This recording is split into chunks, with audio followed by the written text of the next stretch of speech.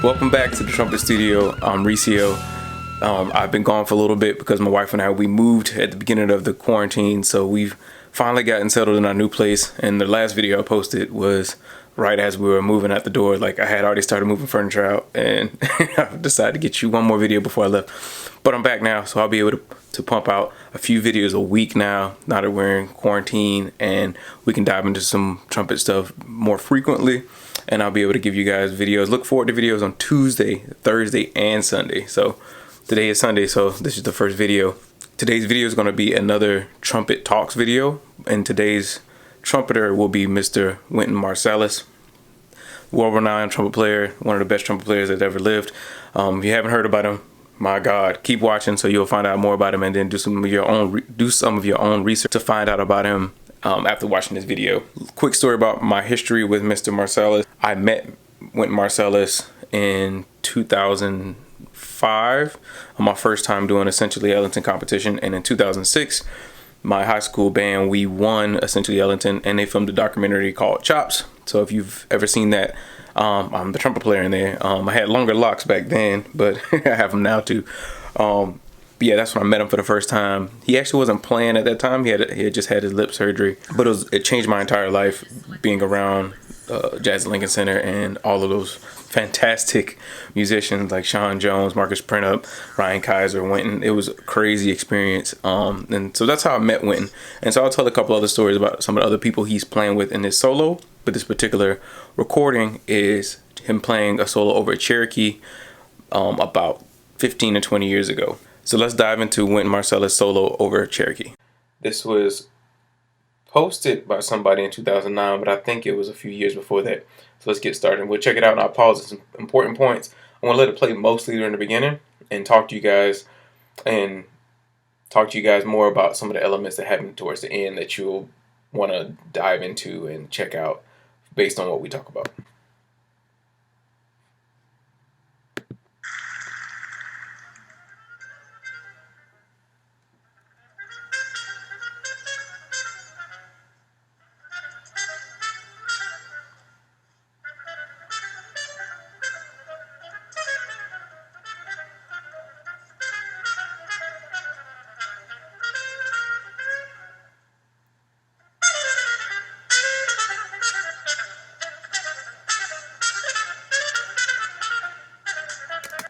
Alright, so first and foremost, this is Wynton Marsalis. Those of you who haven't heard about him, please help yourself out by diving into his catalog. He's one of the best trumpet players on the planet, and probably one of the best trumpet players that ever lived. So a couple elements early on is he's been playing by himself so far, and he's also playing in a mute, and that mute is called a bucket mute. And so they have two variations of bucket mutes. One is the one that you see here, where it's like a steel or a metal version of it with holes on the sides full of cotton. And another version is one that's made of a wooden material that clips onto the side of your bell, and it also is filled with cotton or some fluffy material to absorb the sound. And so like that's what you're hearing that's different about his sound right now versus what you'd hear if he was playing open, which he's a master of playing open, but this has a very distinct and unique sound to it. So let's keep listening. Also, the drums have come in. Mr. Hurley Riley will join Wynton in his playing over Cherokee.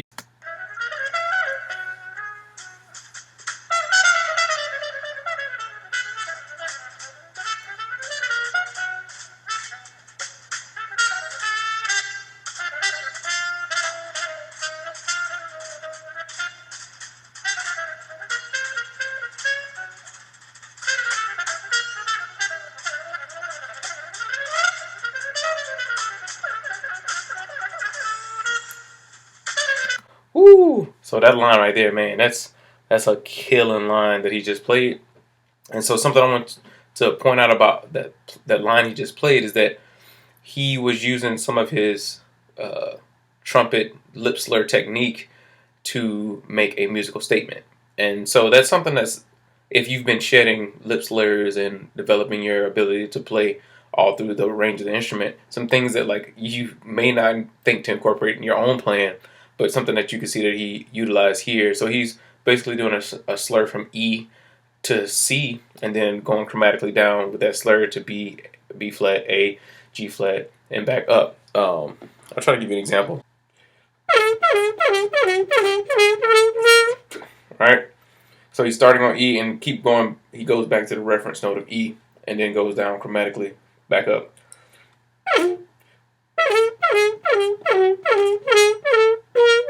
Alright, so he gets back to tonic or the root note of the chord from that. But he's doing that kill and slur, but also making a musical statement with it. So it's something you can check out. Something you can play in B flat. So if you're playing over B flat blues, you can throw that killing virtuosic line over it. And it's something that you're getting from Wynton Marsalis. Let's roll some more of that solo.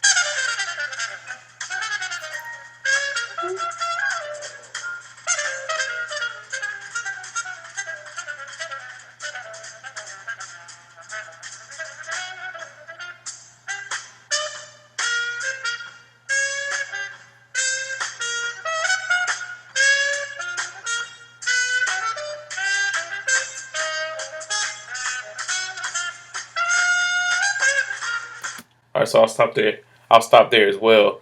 That was one of those moments that are really important when it comes to advancing your playing, especially over fast tempos and playing with other people that you play with a lot. So a lot of younger players, when they learn how to play chord changes, they'll start to play every note that's a part of every chord change to outline every chord that's happening.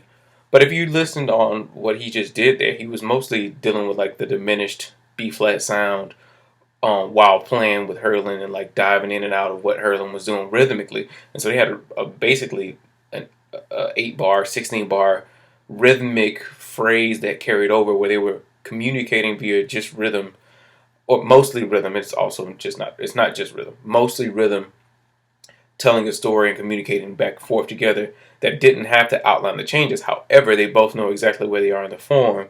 So as soon as that rhythmic exchange is over, they can dive right into the next section of the tunes. And that's another level of advanced musicianship and advanced musical thinking. Yeah, let's just listen to some more.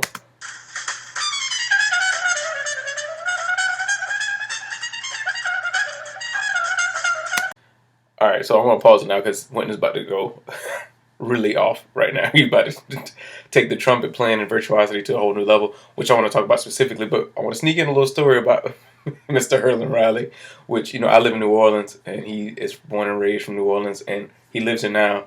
He was on the road with Wynton for probably 20 plus years and does shows with him here and there. So my first time playing with Mr. Hurlin Riley was at a function with Delphio Marsalis' big band. Funny story, it's quick, but I had just moved to New Orleans within 6 months, and so there's a famous set of songs that you have to know and play in the city of New Orleans. Second line, and that one's in B flat, and there's a trumpet call that you have to do right before it, which there's a few tunes that you have to do a trumpet call. Here's an example. So the second line I just mentioned in B flat is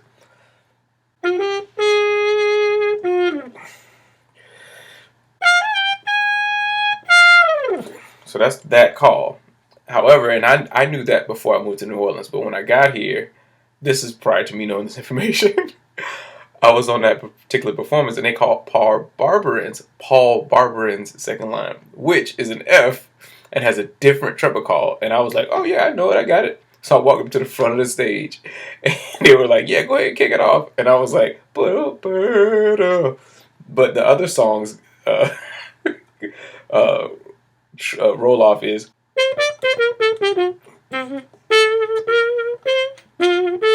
so I don't want to play the whole tune, but it's a completely different song. And so I went and played the first one.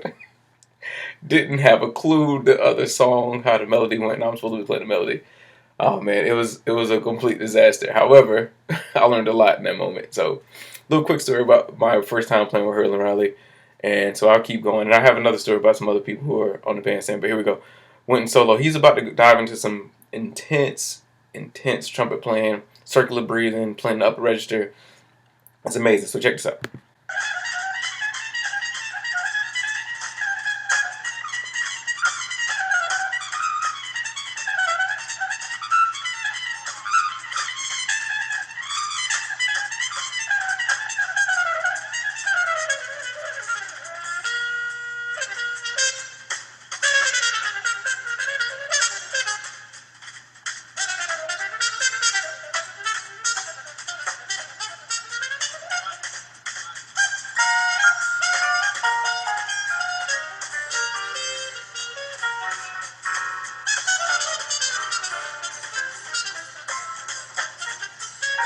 So we're about 4 courses in, and the rhythm section fully has come in finally at this point.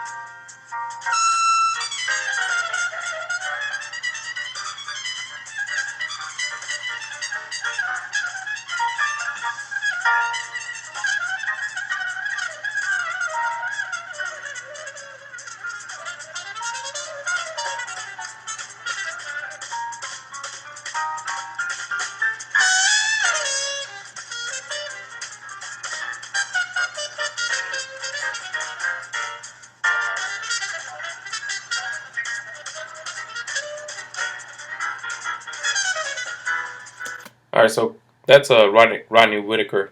So that is Rodney Whitaker on the bass. For those of you who might not know, I went to Michigan State University for my master's degree in jazz studies. So I studied with Rodney Whitaker there, and A.T. and Charles is my trumpet professor. So I spent a lot of time with Rodney Whitaker. Lots of stories, lots of stuff went on while I was there in those 2 years. Oh, but one of the most impactful moments that I had, one of the most impactful moments I had from that situation was that throughout the course of my time being there, my last few months, we had a series of concerts, and the grad students, we all had a particular uh, song we were featured on in the big band on Eye of the Hurricane, Herbie Hancock's tune. And so we had got to the point where we were playing so much together, and like we were developing a vibe so much that Rodney encouraged us to play an entire section of the song without a prescribed or planned set of grooves to go through. But the freedom was there to do whatever we wanted to. And so it was based on like however we were playing, whatever rhythms we were playing, whatever style we were playing, or whatever kind of suggested things, we'd go do whatever style it is. Like it didn't matter. Like we did whatever style we wanted to. And so he watched me and the rhythm section play like that in a big band setting for a few months. And we got to some really killer stuff. We really dove into some real serious music, some real serious music there. And so that was really special. And the night before my senior recital, he pulled me to the side one night when we were throwing a few drinks back, and was like, "Man, you're one of the most talented trumpet players I've ever met.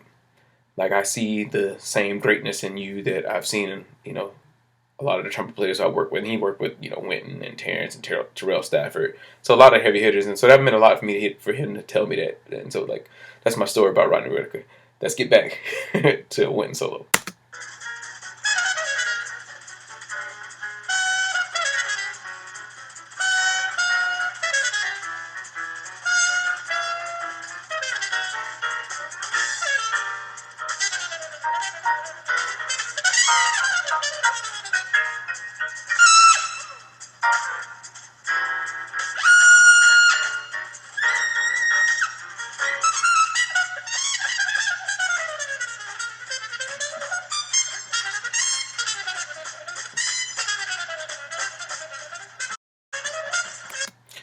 Woo! So that was a lot. So let's unpack a little bit of what just happened on Wynton solo.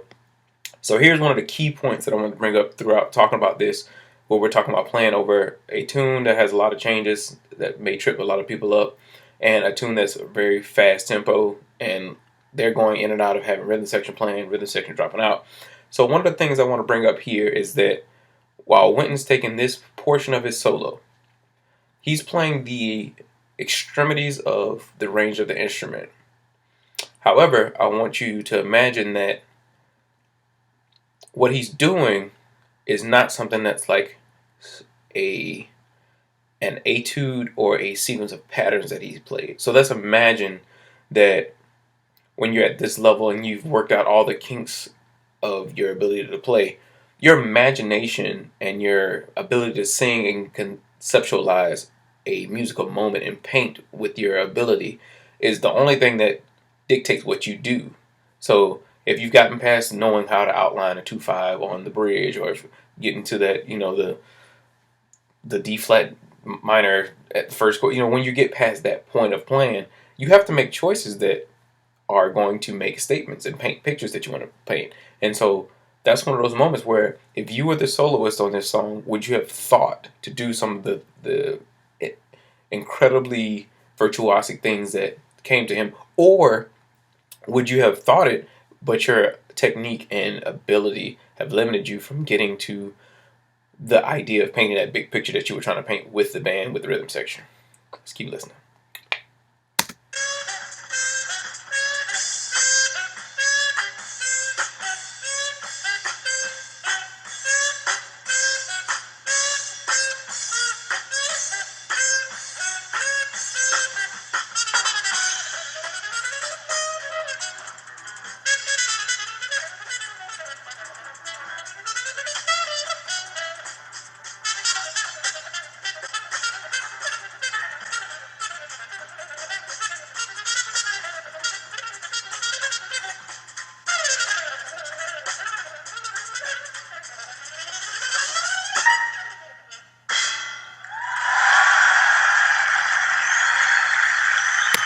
Man, oh man, what an amazing, crazy solo that just hit on so many points about the full range of the instrument, um, finger dexterity and air and flow. And so the things that I want for you to move forward, or for us to think about with this situation, is if we had the ability to play anything on the instrument in the world, like if you had gotten past every barrier of playing, what would you choose to play?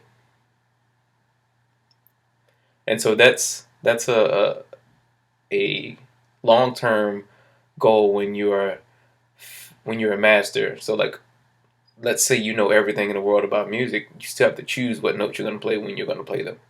So take that and run with that one. So I hope you guys enjoyed checking out some of Wynton's solo, dissecting a little bit of it, and hearing some personal stories on my behalf. So thank y'all for checking out. Thank you for checking this out. I'm going to send this to Amber to send this one out, man. Thank y'all. I'm out. Hey guys, this is Amber. Hope you guys enjoyed the video. You can help out by hitting the like button and also sharing with your friends. Have you hit that subscribe button yet? If not, make sure you do so. And while you're there, go ahead and hit the bell notification so you can be the first to see all of the latest videos. Thanks for watching.